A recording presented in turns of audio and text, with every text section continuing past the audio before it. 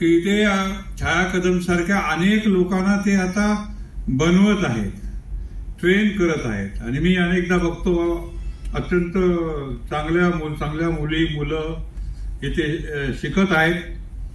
And soon I wish या सगळ्या प्रशिक्षण घेणाऱ्या मुली आणि मुलांनी कान्समध्ये तर जाऊन पारितोषिक घ्यावंच, पण ऑस्करमध्ये सुद्धा त्यांचं नाव आपल्याला कधीतरी ऐकायला मिळेल अशी अपेक्षा करतो. आणि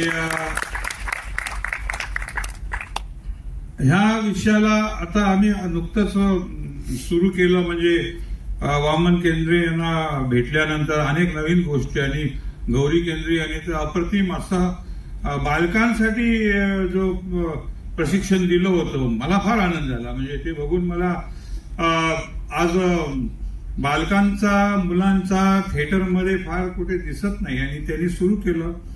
तर मी त्यांना आणि अभिनंदन करतो की पुढे जाऊन त्यांनी अशा प्रकारे प्रशिक्षण मुलांना द्यावं. म्हणजे तिथे काय होईल की ऍक्च्युली टॅलेंट विल ग्रो.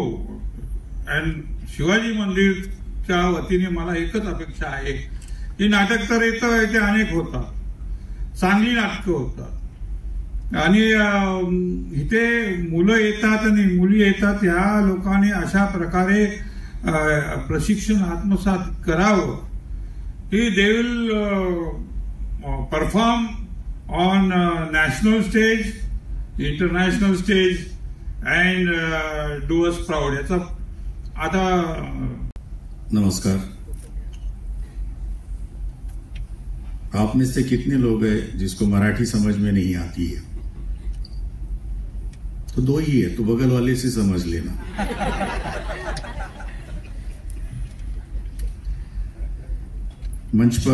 मंचावर उपस्थित आदरणीय ब्रिगेडियर सुधीर सावंतजी, आमचे ज्येष्ठ मित्र, संपादक आणि जर्नलिस्ट ज्ञानेश महारावजी, गौरी केंद्रे आणि ज्यांच्यामुळे हा सोहळा आज होतो आहे त्या छाया कदम.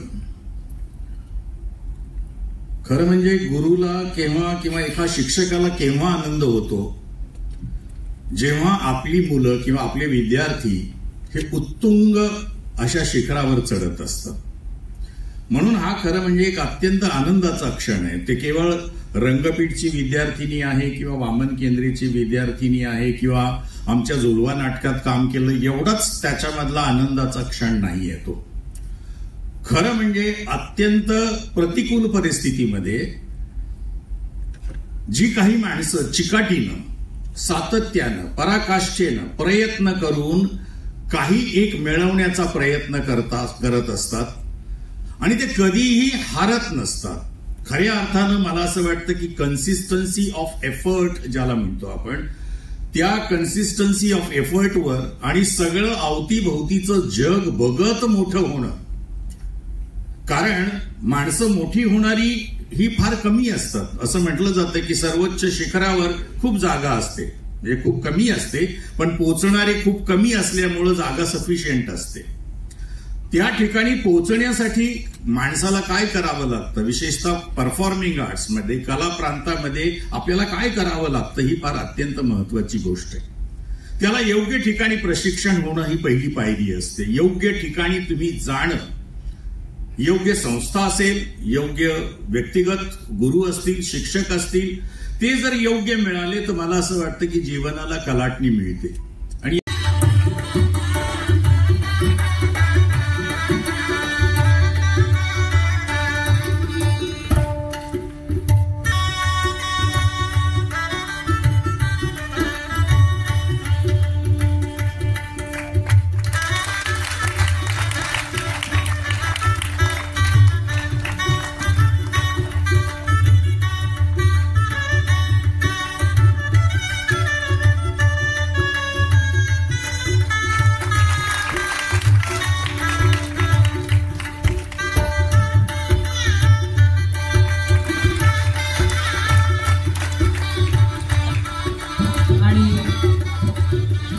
गौरी केंद्रे मॅडम, यांना विनंती करते की छान माहेरची साडी देऊन त्यांनी तिचा सन्मान करावा.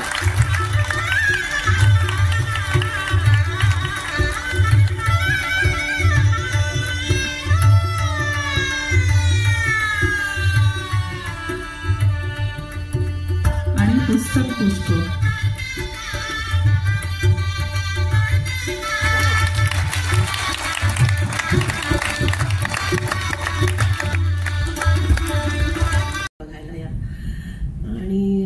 बरेच ओळखीचे लोक आले होते आणि प्रयोग सुरू व्हायच्या आधी मला फोन करायचे, अगं तुझं नाव नाहीये कलाकारांमध्ये, तुझं नाव नाहीये. तर मग मी त्यांना सांगितलं होतं की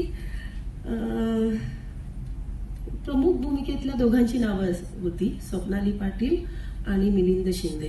तर मी त्यांना मग सांगायचे, अगं स्वप्नाली पाटील आणि मिलिंद शिंदे नंतर इतर जे आहेत त्यात मी आहे. So sir thank you. इतर पासूनचा प्रवास कान्स पर्यंत पोहोचला तो फक्त आणि फक्त सर पाठीशी होते म्हणून. मला वाटेल की नाही, ही पुढची आपली मेहनत असते, धडपड असते, ती असतेच, पण कुठल्याही विद्यार्थिनीला गुरु आणि या क्षेत्रात पहिला ब्रेक हा खूप आयुष्यात महत्वाचा असतो. काही लोकांना तो अगदीच, बऱ्याच जणांकडून मी ऐकते की 4थ्या वर्षी 5व्या वर्षीच मी काम सुरू केलं, पण तो पहिला प्रयोग मला वाटतं कुणाकुणाला अगदी म्हातारपणी, पण त्याचं वय निघून जातं.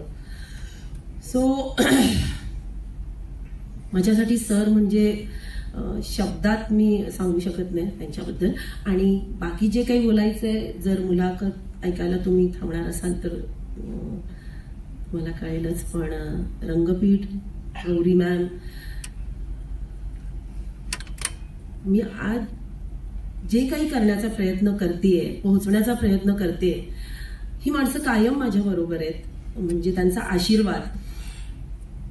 वर्कशॉप होतं 15 दिवसाचं आपण करतो, पण मला वाटतं त्या 15 दिवसात सरांसारखी माणसं आपल्याला यासाठी तयार करतात की आता खूप मोठी उडी मारायची आहे पुढे. आणि मला वाटतं ती मोठी उडी आपण फक्त या माणसांच्या आशीर्वादाच्या हिमतीनेच मारतो. आणि सरांमुळेच ती उडी मी मारली आणि आतापर्यंत प्रयत्न करते. जेव्हा कधी असं वाटतं की अरे यार नाही, काहीतरी गडबड होते आयुष्यात, किंवा अरे थकलोय, किंवा कुठून तरी थोडं हरण्याचं एक फिलिंग येतं, त्यावेळी जेव्हा मागे वळून बघते तेव्हा सर पाठीशी उभी असतात. So sir thank you. खूप घाबरून जाते. आणि आज ते समोर बसलेत आणि मला बोलायचंय, याचा खरं दडपण आलंय, पण फिलिंग भारी आहे यार. म्हणजे अगदीच. आणि अशी माणसं माझ्या समोर बसली आहेत ना की मला वाटतं यातल्या 90% लोकांना माझी सुरुवात, अगदीच माझी धडपड, माझं म्हणतात ना पडणं, त्यातून सावरणं, आणि सगळंच ह्या लोकांना माहिती आहे. सो